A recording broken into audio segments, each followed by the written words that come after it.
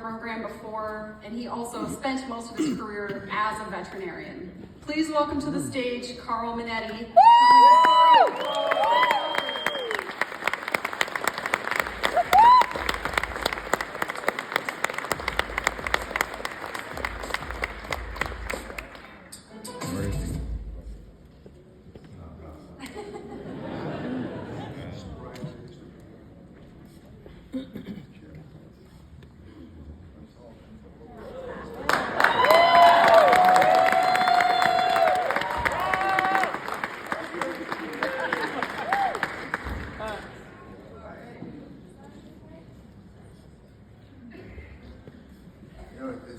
Hi, everybody.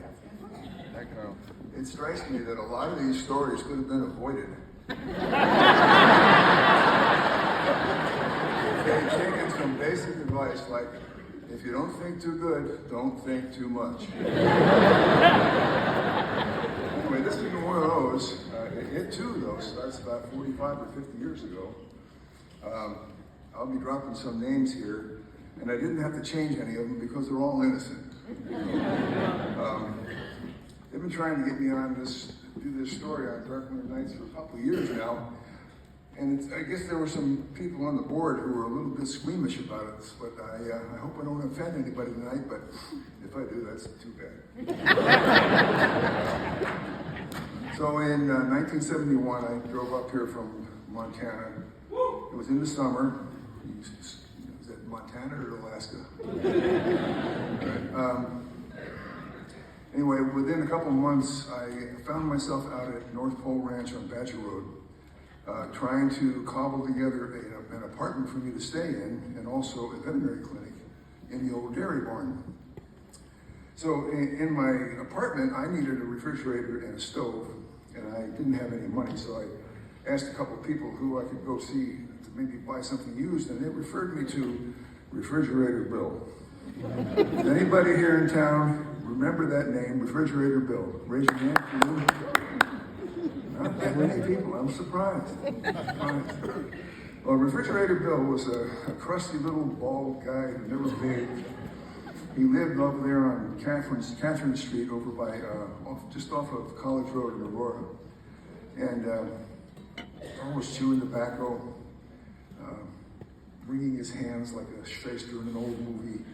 But when he introduced himself to me in his Brooklyn accent, me being the New Jersey boy, I knew he would hit it off real well, and we did. So I bought a refrigerator and a stove from him for about 35 bucks a piece. The way he got these stoves, his house was on the left-hand side as you drive in Catherine Street. It was a little log cabin that probably used to be brown at one time, but it was black by the time I got to see it. Just never been taken care of. The yard, he lived in a yard that was filled with refrigerators and stoves and freezers and all kinds of other appliances. He would buy these things from the disposal yard on Badger Road from the military. They would get rid of old refrigerators and appliances when they were remodeling their barracks. He'd buy lots of them from, like a lot of maybe 50 or 100 of these appliances, maybe get them for $2 or $3 a piece, really, really dirt cheap. And then he would take them home and he would make the ones that weren't working, put them in working condition, sell them for 35, 40 bucks. It wasn't out to make a killing on anybody, that's for sure. But he did go to work, and those two appliances I bought from him were still working 25 years later, so I got a good deal. While we were talking about those things, I also mentioned that I needed something to fill out my veterinary clinic. I didn't have much in the way of instruments or anything like that, just the ones I'd gone through vet school with, a little doctor's bag about that big. So he said, there's a lot of medical equipment being auctioned off at the disposal yard. Why don't we go take a look at it? So we hopped in the truck and drove out there. And sure enough, you know where the disposal yard is on Badger Road? Just as you turn on Badger Road, go across the tracks, it's on the left-hand side. And so we walked in there, and we found this lot, and it had 3 or 4 big cubic yard sized boxes, cardboard boxes, just filled with all kinds of medical equipment. a lot of stuff I didn't need, like the straight jackets and bedpans, things like that. But there was some really good stuff in there, and my eyes just bugged out. I said, "Oh, this is going to put me in great shape for my vet clinic." So I ended up bid $1,000. And Bill said, "Oh no, that's way too much money." He said, "There's two things you want to do when you're bidding on these things. You never bid an even number, and always add a penny to whatever dollar amount you want, just in case somebody has the same dollar amount." So I think we put in a bid for $327.01, and I got it. So when we went to pick it up, I found that the reason it was listed as a half ton of medical equipment is because there were 6 iron lungs that came with it. I did not have a use for iron lungs at the time. So I found a ready taker in Dirty Neck Pete, who lived right across the street in what is now the Superfund site. And so he took those, and what else? Oh, there were 5 gas anesthesia machines in there. I had no use for them. I already had one of my own. So I sold them to my former professor back in Philadelphia.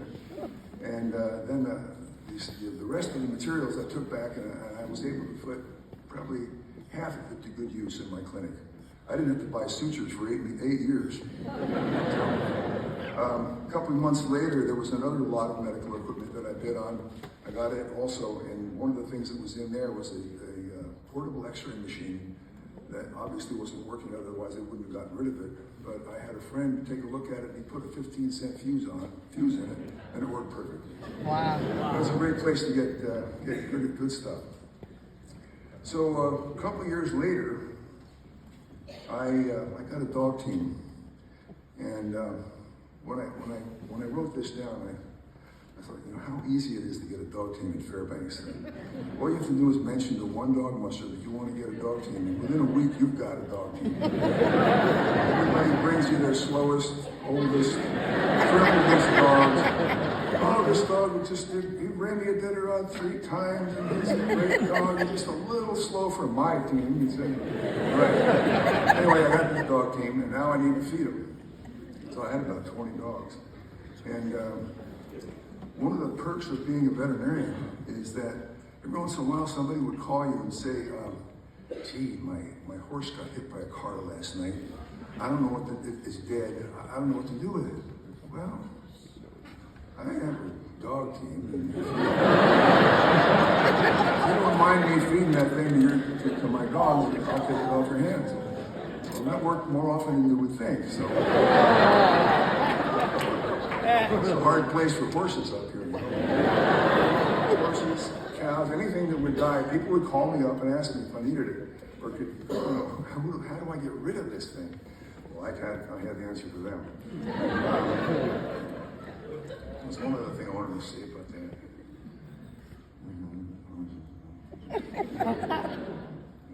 I guess I'll have to forget it. If I think about it later, I'll tell you. So, having all this access to this meat, I needed a place to store it because these things die in the wintertime, and that's when you feed them. But when it comes to summer, they thaw out, and you can't use all the meat in time. So I wanted a walk-in freezer. So I went to my man, Refrigerator Bill. Who else would I go to? Darn if he didn't have one. It's 8 feet square, 10 feet tall, and this huge reefer machine on the outside of it. He sold it to me for $100. It's ridiculous. I don't know how he stayed alive. But anyway, now I had a place to store this meat. Didn't have to worry about that anymore. But I was always on the lookout for more protein for my dogs. So I used to run veterinary clinics once a month in Delta Junction in Toke. I would drive down there for a weekend, do a bunch of kitchen table spays or neuters and vaccinations and stuff like that, and then drive back. Well, one day after I was done in Delta, I was on my way to Toke, and I was a little bit thirsty for coffee, so I decided to stop in and see an old friend of mine, another dog musher named Dennis Stordahl. And Dennis, you laughing because he was my friend, or you know something about him I don't know? Anyway, Dennis lived at, he had about a 300-yard long driveway to get to his house.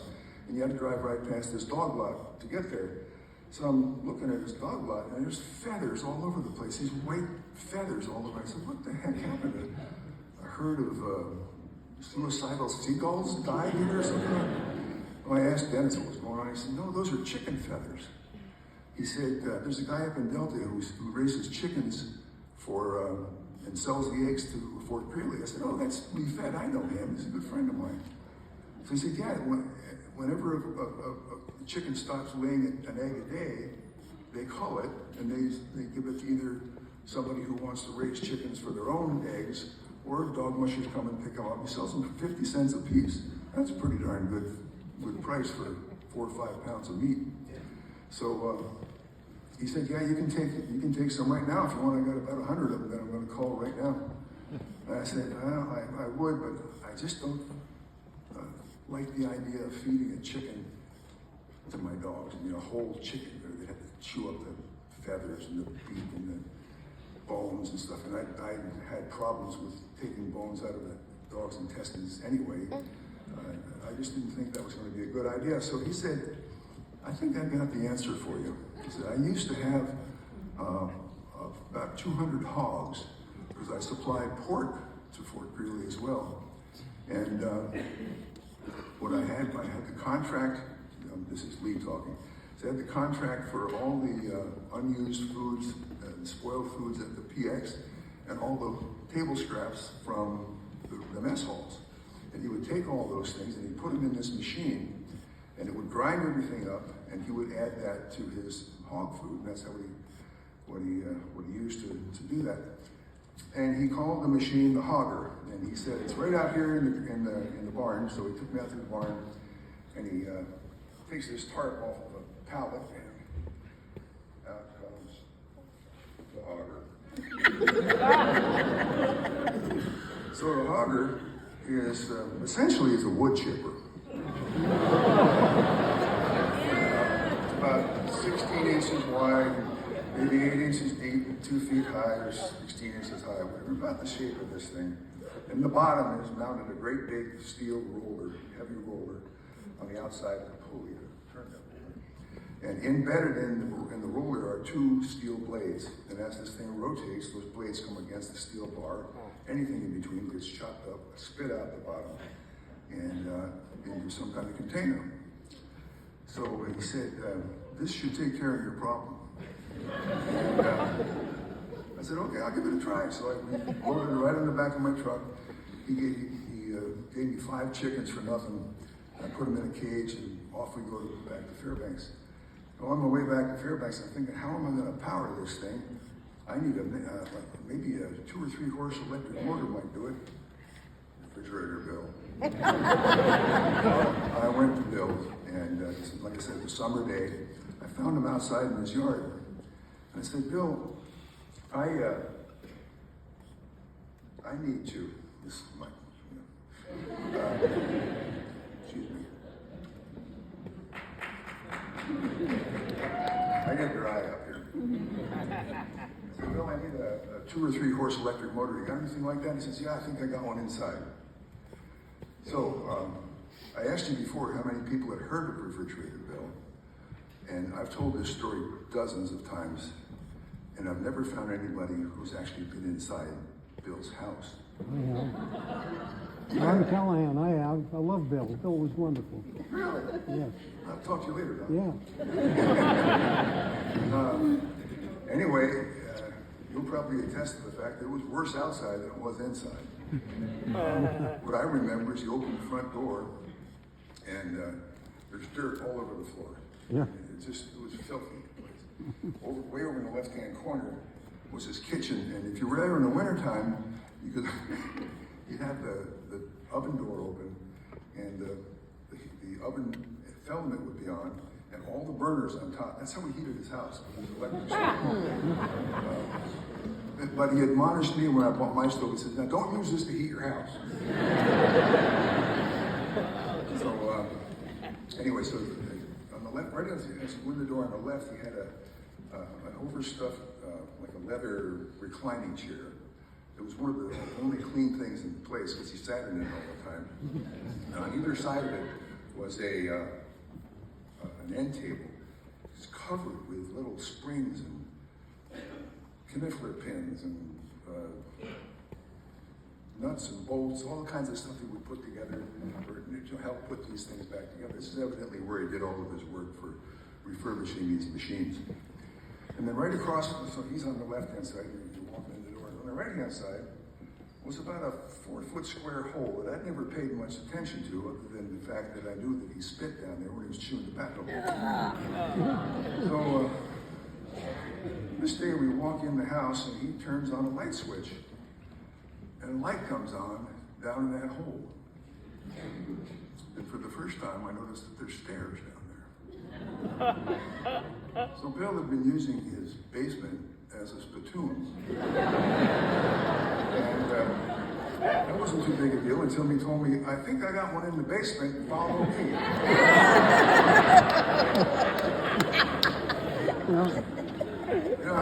At the time I was 6'8", 260 pounds. I couldn't make myself any smaller. But I tried. Managed to get down and back up without getting slimed. Fortunately, the motor that we found was out of the spray zone. Man, I still get the willies every time I think about it. So I took the motor back to my place and hooked it up to the Hogger and got ready to process some chickens. I need to tell you, the lay of the land at my place is, I had a little house on Badger Road, 3.5 mile Badger Road. You drive in the driveway, right in front of you, about 100 feet in, is a garage. And to the right of that is the entrance to the house. To the right of that is the entrance to the basement, which is where I had my clinic. And then to the left of the garage, I had a dog food cache, and then that's where I put my walk-in freezer. So I backed my truck in, close to the garage, right in front, right behind that walk-in freezer. And I took some pieces of plywood and put them out, angle them out like aprons there so nobody could see what I was doing. It was a Sunday afternoon, I wasn't expecting anybody, but I also didn't want anybody to see what I was up to. Because, you'll find out in a minute. So I back up there and I get everything ready and I pull the pallet out, a little gap so that the bottom of the Hogger hung over the back of my tailgate. And underneath that, I put a garbage can, and in the garbage can, I put an empty dog food sack that was lined with plastic. So in those days, we fed Don's dog food, which is really high in fats, and they learned that they had to put plastic in them, otherwise the fat content would sort of deteriorate the paper. Anyway, these things became great for holding all kinds of watery materials, like dog food. So anyway, I put everything together, and I decided, well, I need to kill a chicken. So you get my accomplice here. I was hoping to find like a Rhode Island red or maybe a white leghorn or something, but all I could find was this North Pole hairless here. What do we have to do? So, the way I've learned to kill a bird, like maybe a pheasant or a grouse that hadn't been quite killed with a shotgun, or a chicken that you're just dispatching for food, you just grab it by the head, give it a quick turn like that, and breaks their neck. Nobody threw up yet. That's good. Well, that kills them all right. But what it does is when you fracture the neck or the spinal cord in an animal, it releases a bunch of reflexes, and the spinal cord is sort of a leveling out organ that keeps things from contracting too much or relaxing too much. But when you sever it, all that goes out the window and all the muscles just contract at once. So this thing's on the ground, flopping around, feathers flying, it takes about 10 or 15 seconds for it to finally die completely. And I did that with all the first three birds. And I decided, well, I'm gonna stop here because I don't like this process. I'll have to figure out a better way to kill them later. But now I've got 3 dead birds and I gotta test out the Hogger. So I plug in the Hogger, and it's going around here. That sounded pretty good. So I took the bird in and dropped it in. I looked underneath. Nothing came out the bottom. And there's the roller turn it around real good, and there's the chicken sitting right on top, doing nothing. So I got to thinking, Lee told me that he was feeding food scraps and stuff like that, so maybe I need smaller pieces. So I took that bird back out, unplugged the hogger, and I cut it into about 5 different pieces. And while I was at it, I decided to dissect into the abdomen to see what kind of condition these birds were in. Turns out they were really fat, they're well muscled, and there was usually a string of eggs from the size of a baby up to maybe 3/4 of an inch, just ready to be formed into new eggs. So this is really good quality food. I was really looking better all the time. So now I had 5 or 6 pieces, and I plugged in the hogger again, and I dropped one in, and it went, came out the bottom. Well, that worked. It took me about 5 minutes for this one bird. And here I am thinking, I might do 1,000 of these a year. I'm not going to go through a lot of chicken. This is much too slow. So I went in the house and I called Lee Fett. And I said, Lee, probably, I got the hogger working, but it just doesn't seem to want to take this material. He said, what size motor you got? I said, 2-horse electric. He said, I had a 10-horse gas motor on mine. You just need a bigger hammer, that's what it was. So I thumbed through my Rolodex in my brain and tried to think of somebody who might have a big gas engine. And my friend Jerry Gustafson lived right down the road, and I got an 18-horse from him. That's the pallet, hooked up the pulley, and fired that sucker off, and now we were really ripping. It was really going crazy. I had to stand back when I first did it. So anyway, now I've got these two chickens that are on the ground dead, and they're whole. So I decided, well, I'll just try to throw a whole one in there and see what happens.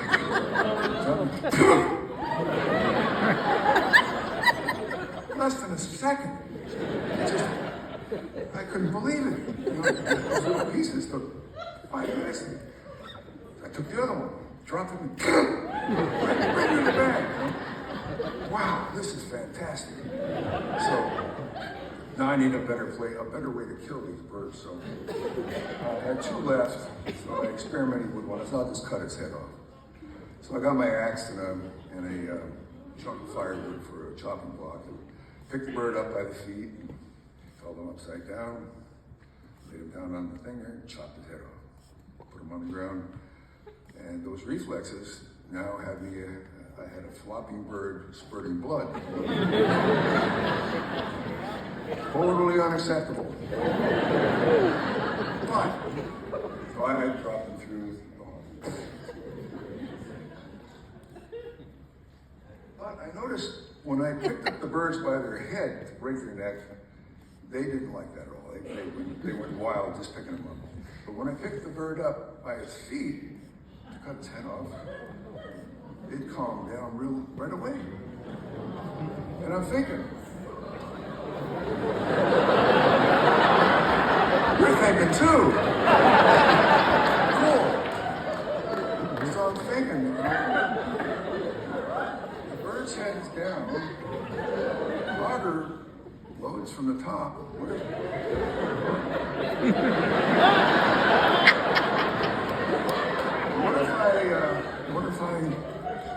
if I just drop the bird in?